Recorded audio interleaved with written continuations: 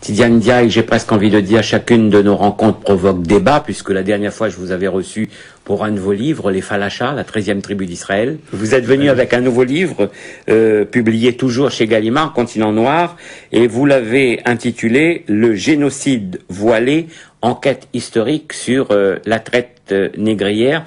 Vous employez le terme « génocide voilé ». Quand j'ai lu votre livre, j'ai eu l'impression que le titre était un peu faible. Oui, faible dans l'espace et dans le temps, surtout, puisqu'on a beaucoup parlé de la traite transatlantique. Bon, mais si la traite transatlantique a été qualifiée et reconnue à juste titre comme un crime contre l'humanité, ce qu'il faut dire, c'est que celle pratiquée par les arabo-musulmans fut un véritable génocide. Parce que le sort qui était réservé, en fait, aux captifs africains apparaît aujourd'hui avec le recul comme une sorte d'extinction ethnique à terme, mais programmée par castration massive. Et on sait aujourd'hui qu'ils ont pratiquement tous disparu, en dépit des masses énormes d'Africains déportés dans les pays arabo-musulmans.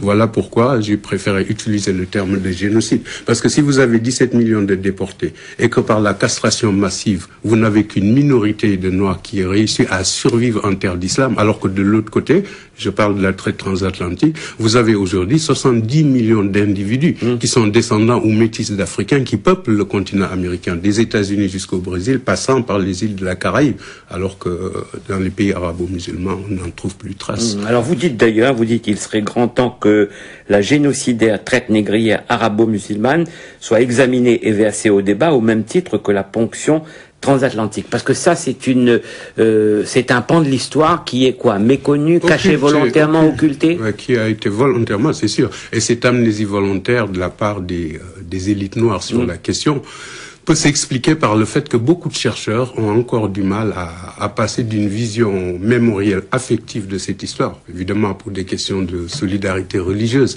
c'est évident, à une approche distanciée et scientifique d'une histoire qui ne traite que des faits avérés. C'est ce que j'ai voulu faire.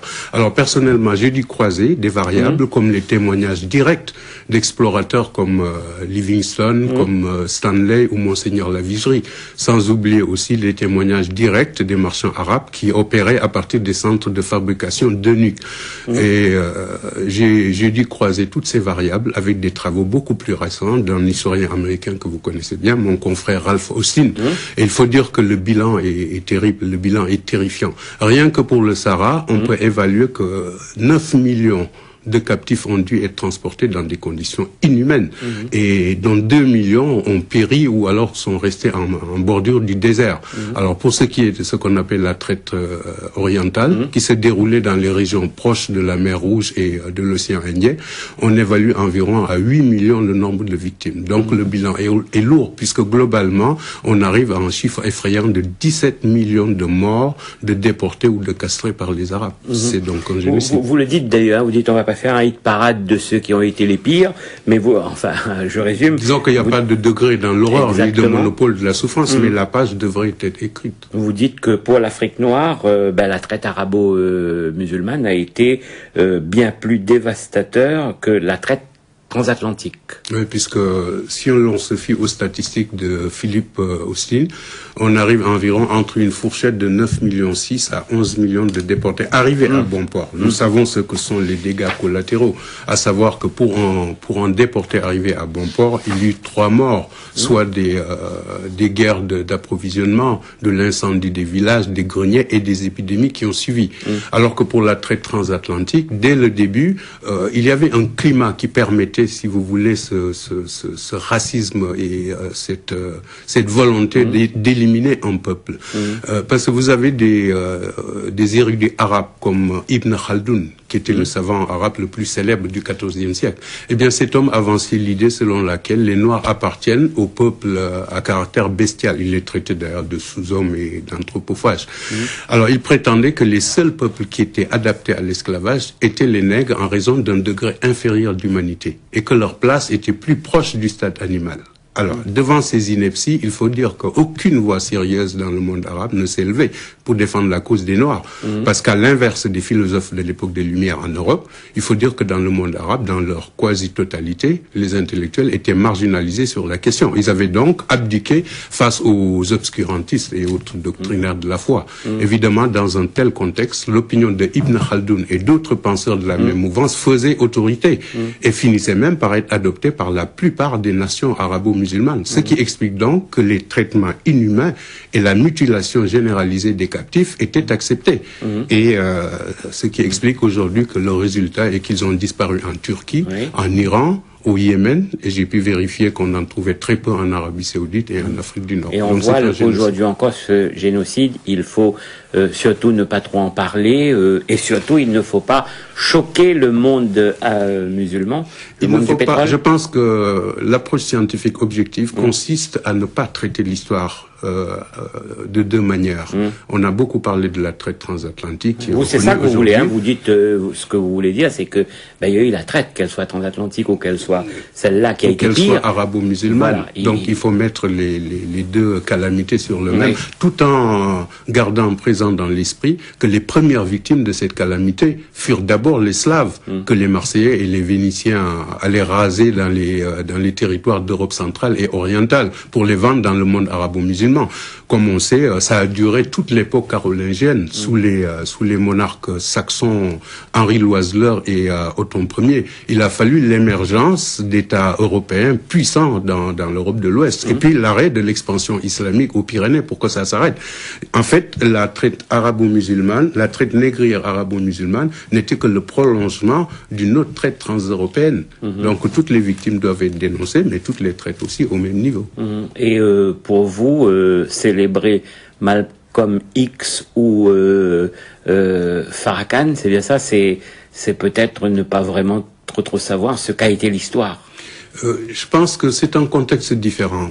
Dès le lendemain de l'abolition de l'esclavage aux États-Unis, le peuple négro-américain, africain-américain plutôt, a été plongé tout de suite dans la ségrégation raciale et cela continue sur le plan économique. Puisque j'ai lu dernièrement que c'était une population criminogène parce que 40% des condamnés à mort étaient des Noirs et l'échec scolaire touchait environ 50% des jeunes, que c'était une population inadaptée à la civilisation occidentale. Forcément, ce genre de situation amène favorise l'émergence d'extrémistes comme Malcolm X, à juste titre. Bon, je pense que s'il voyait Obama aujourd'hui, il ne prendrait pas les mêmes positions. Mais se greffe aussi un autre paramètre qu'il ne faut pas oublier, c'est qu'il est membre des Black Muslims.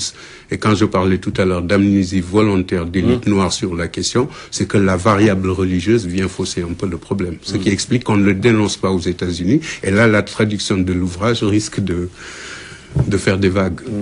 Et puis, vous terminez votre introduction en disant, et ce encore sous nos yeux aujourd'hui, avec son lot de massacres, avec son génocide à ciel ouvert, et là vous nous ramenez au Soudan. Au Darfour. Parce qu'en fait, on peut remonter loin, en fait, en Égypte pharaonique, où on trouve pour la première fois des hommes qui étaient soumis à une forme d'exploitation qu'on pouvait comparer à de l'esclavage.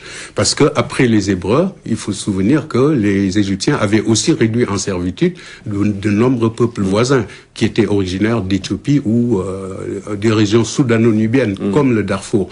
Mais c'est avec l'invasion arabe, en fait, en 652, que le général et émir Abdallah Ben Saïd avait imposé au roi nubien Khalidura en 652 ce qu'on appelle le Barth. C'était un accord par lequel le roi nubien s'engageait à livrer annuellement un lot de 360 captifs bien portants et qui étaient destinés à être réduits en esclavage dans le monde arabo-musulman. Là aussi une précision, quand je dis arabo-musulman, c'est que ce Barth qui est parti du Darfour engendrera un trafic qui deviendra à la fois transaérien et oriental et allait impliquer de plus en plus de peuples et de régions qui débordaient largement l'univers arabe. Les négriers qui ont trempé étaient des Maghrébins, ils étaient des Turcs sous l'Empire ottoman ou des Iraniens. On a même trouvé des milliers de ces captifs vendus par les Arabes jusqu'en Inde, puisque le roi du Bengale en possédait près de 8000 au milieu du XVe siècle. Et comme le seul point commun entre tous ces peuples négriers était la religion, je ne peux pas ne pas employer le vocable d'arabo-musulmane. Mais tout cela était parti du Darfour et aujourd'hui on en revient au Darfour. Parce à la fin du second conflit mondial, on avait dit qu'on n'aimerait plus revoir ça. Quand on a découvert les horreurs de l'univers concentrationnel, ça nous a permis de prendre la mesure exacte de la cruauté de l'homme et surtout de la fragilité de sa condition.